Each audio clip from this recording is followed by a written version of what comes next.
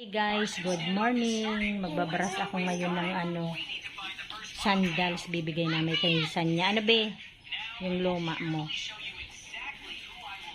Ngayon si Crisel. Cellphone na naman. Ito nilinisan ko guys. Bibigay kay Sanya.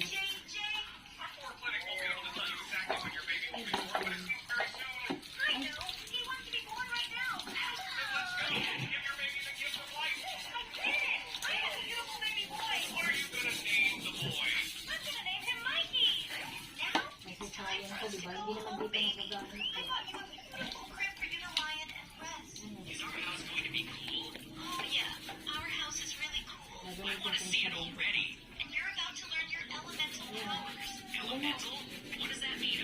Na guys, natapos ko ng brasin.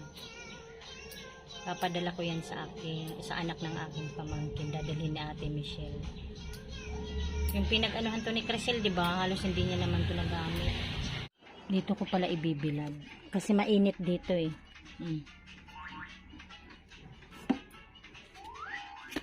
Ang cute nitong din ni Crisel na. Init. Ay, bungkay. Nalaglag pa. Diyan ko muna patuyuin. Basain mo yung saig Ate Linday. Para mawala yung alikabok. Yan guys. Naano ni Ate Linday ng tubig. Grabe ang init dito ngayon oh.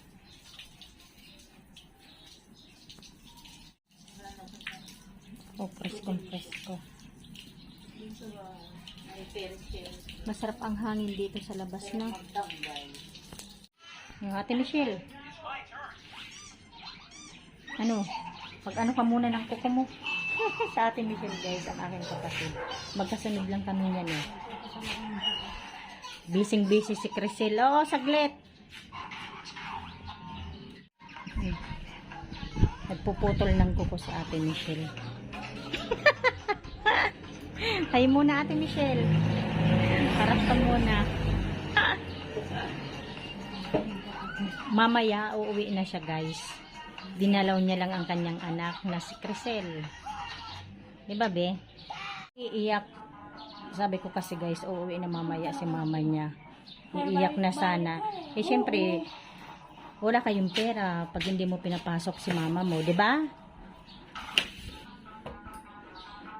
Grabe ang init ngayon.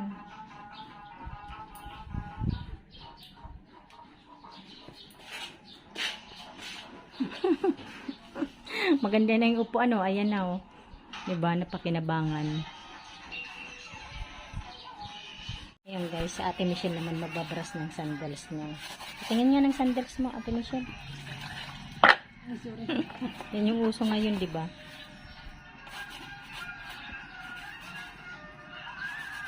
Pasok na tayo. Ayan, dito na lang tayo sa loob. Ayan guys, pumasok na kami. Ano Ate Lindang kinakain mo? Pumasok na kami dito sa loob. Tatalian si Crisel.